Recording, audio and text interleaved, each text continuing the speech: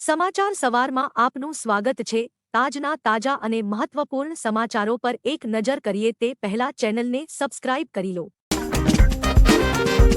આજે આ જિલ્લાઓમાં વરસાદની આગાહી। ગુજરાતમાં 2 દિવસથી વરસાદનું જોર ઘટ્યું છે ત્યારે હવામાન વિભાગ દ્વારા કરવામાં આવેલી આગાહી અનુસાર આજે 29 જુલાઈના રોજ મોરબી, રાજકોટ અને અમરેલી, ભાવનગર, બોટાદ અને આણંદ, ભરૂચ, વડોદરા અને છોટા ઉદેપુર તથા નર્મદા અને સુરતમાં ભારેથી અતિભારે વરસાદ થઈ શકે તેમ હોય ઓરેન્જ એલર્ટ આપવામાં આવ્યું છે। જામનગર, દેવભૂમિ દ્વારકા અને પોરબંદર, જૂનાગઢ, ગીર સોમનાથ અને અમદાવાદ, ગાંધીનગર, ખેડા અને અરવલ્લી, મહીસાગર, પંચમહાલ અને દાહોદ, તાપી, નવસારી, ડાંગ અને વલસાડમાં ભારે વરસાદની શક્યતાને પગલે યલો એલર્ટ અપાયું છે। કચ્છ, બનાસકાંઠા અને પાટણ તથા મહેસાણા અને સાબરકાંઠામાં હળવોથી મધ્યમ વરસાદ થઈ શકે છે।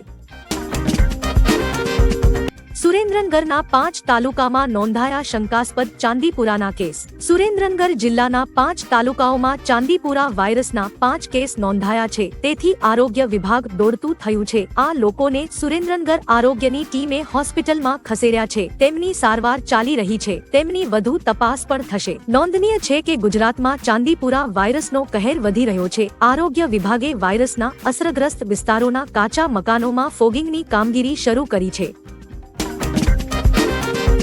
મનીષ દોશીએ મુખ્યમંત્રીને પત્ર લખીને શિક્ષકોની ભરતીની માંગ કરી। રાજ્યની સરકારી પ્રાથમિક, માધ્યમિક અને ઉચ્ચતર માધ્યમિક શાળાઓમાં શિક્ષકોની ભરતી કરવાની કોંગ્રેસે માંગ કરી છે। જે અંગે ગુજરાત કોંગ્રેસના મુખ્ય પ્રવક્તા ડોક્ટર મનીષ દોશીએ મુખ્યમંત્રીને પત્ર લખીને શિક્ષકોની ભરતી કરવાની માંગ કરી છે। જેમાં ભરતીનું સત્તાવાર જાહેરનામું બહાર પાડીને 2 મહિનામાં ભરતી પ્રક્રિયા પૂર્ણ કરવાની માંગ કરાઈ છે। હાલ રાજ્યમાં 40,000 કરતાં પણ વધુ શિક્ષકોની જગ્યાઓ ખાલી છે। સુરતમાં પાણી ઓસર્યા બાદ 500 મેટ્રિક ટન ઘન કચરો નીકળ્યો। સુરત શહેરમાં ખાડીપુરના પાણી ઓસરી ગયા બાદ યુદ્ધના ધોરણે સાફ સફાઈ, કચરો ઉપાડવાની, દવા છંટકાવ અને આરોગ્યની સહિતની વિવિધ કામગીરીઓ શરૂ કરી દેવાઈ હતી। ખાડીપુર અસરગ્રસ્ત વિસ્તારમાંથી વિવિધ મશીનરી અને પાલિકાની ટીમ દ્વારા 500 મેટ્રિક ટન ઘન કચરાનો નિકાલ કરવામાં આવ્યો હોવાનું જાણવા મળ્યું છે। તેમજ નવસારીમાં પણ સાફ સફાઈ માટે સુરત મનપાની ટીમ મોકલાઈ હતી। થાઈલેન્ડના બેંગકોકમાં બન્યું 6 માળનું BAPS સ્વામિનારાયણ મંદિર। BAPS સંસ્થા દ્વારા દેશ વિદેશમાં એક પછી એક મંદિર બનાવવામાં આવી રહ્યા છે। પ્રમુખ સ્વામી મહારાજે વર્ષ 1984માં તેમના થાઈલેન્ડ પ્રવાસ વખતે બેંગકોકમાં મંદિર બનાવવાનો સંકલ્પ કર્યો હતો જે મહંત સ્વામીએ પૂરો કર્યો છે। હવે અહીં નવું BAPS સ્વામિનારાયણ મંદિર બનીને તૈયાર થઈ ગયું છે જેની પ્રાણ પ્રતિષ્ઠા ઈશ્વરચરણ સ્વામી અને અન્ય સંતો દ્વારા ગત ગુરુ પૂર્ણિમાના દિવસે કરવામાં આવી છે। મનુ ભાકરે બ્રોન્ઝ મેડલ મેળવતા રાષ્ટ્રપતિ અને વડાપ્રધાને અભિનંદન આપ્યા। પેરિસ ઓલિમ્પિક 2024માં મનુ ભાકરે ભારતને સૌ પહેલો મેડલ અપાવ્યો છે। વિમેન્સની 10 મીટર એર પિસ્તોલ શૂટિંગ ફાઇનલમાં મનુ ભાકરે 3જું સ્થાન હાંસલ કરી બ્રોન્ઝ મેડલ હાંસલ કર્યો છે। કોરિયાના ખેલાડીએ ગોલ્ડ તથા સિલ્વર મેડલ જીત્યા છે। મનુ ભાકર શૂટિંગમાં ઓલિમ્પિક મેડલ જીતનાર પહેલી ભારતીય મહિલા અને ચોથી ખેલાડી બની ગઈ છે। મનુ ભાકરે મેડલ મેળવતા દેશમાં ખુશીનો માહોલ છે। સૌ કોઈ આ મેડલ જીતવા બદલ અભિનંદન પાઠવી રહ્યા છે। રાષ્ટ્રપતિ દ્રૌપદી મુર્મુ અને PM મોદીથી લઈ ગૃહપ્રધાન અમિત શાહે અભિનંદન આપ્યા છે।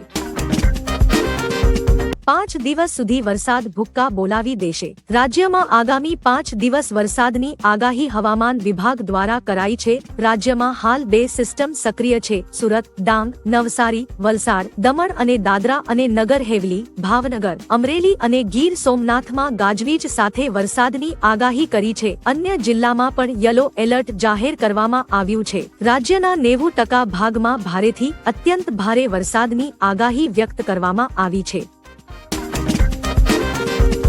મનુ ભાકરે ઇતિહાસ રચ્યો। મહિલા 10 મીટર એર પિસ્ટલમાં બ્રોન્ઝ મેડલ જીત્યો। પેરિસમાં ઓલિમ્પિક 2024 ચાલી રહ્યો છે જેને લઈ દેશના 117 ખેલાડી ત્યાં ગયા છે જેમાં ઓલિમ્પિક 2024નો પ્રથમ મેડલ મેળવી મનુએ ઇતિહાસ રચ્યો છે। ભારતીય શૂટર મનુ ભાકરે પેરિસ ઓલિમ્પિકમાં ભારતને પહેલો મેડલ અપાવ્યો છે। તેણે મહિલાઓની 10 મીટર એર પિસ્તોલ સ્પર્ધામાં બ્રોન્ઝ મેડલ જીત્યો છે। મનુ ઓલિમ્પિકના ઇતિહાસમાં શૂટિંગમાં મેડલ જીતનારી પહેલી ભારતીય મહિલા બની ગઈ છે।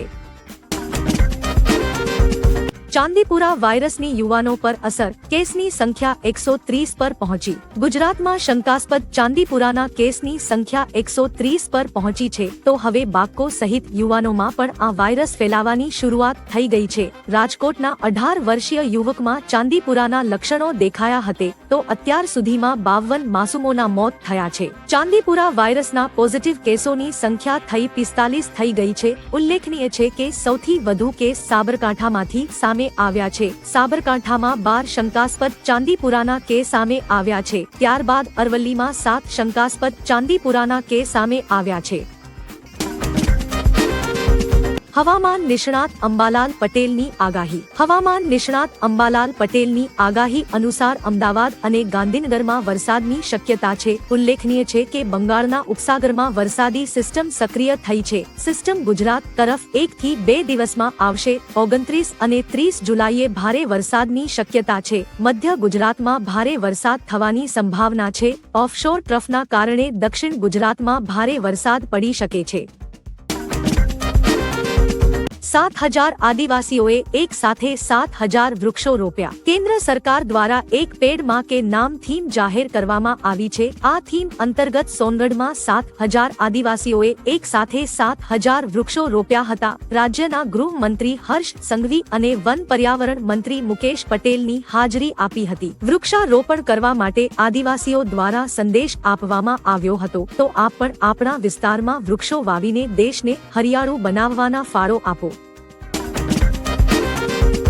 ગોલ્ડી અશોક સહિત 16 કંપનીઓના મસાલા ખાવા યોગ્ય નથી.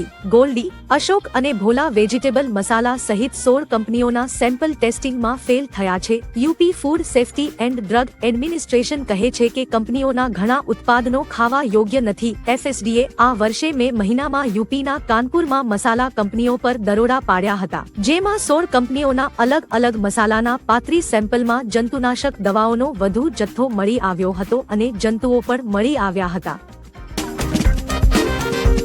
બનાસ ડેરી અને જાપાનની સુઝુકી કંપની વચ્ચે મહત્વપૂર્ણ કરાર. એશિયાની સૌથી મોટી ડેરી બનાસ ડેરીએ પર્યાવરણ જાળવણી અને કાર્બન ફૂટપ્રિન્ટ ઘટાડવાની દિશામાં એક મહત્વનું કદમ ભર્યું છે. બનાસ ડેરી અને જાપાનની સુઝુકી કંપની વચ્ચે મહત્વપૂર્ણ કરાર થયા છે. સુઝુકી કંપની બનાસકાંઠા જિલ્લામાં 5 CNG પ્લાન્ટ સહ સ્ટેશનો ઊભા કરવા ₹250 કરોડથી વધુના રોકાણ કરશે. ઉપરાંત સાથે સાથે કેટલીક ટેકનોલોજી પણ પૂરી પાડશે.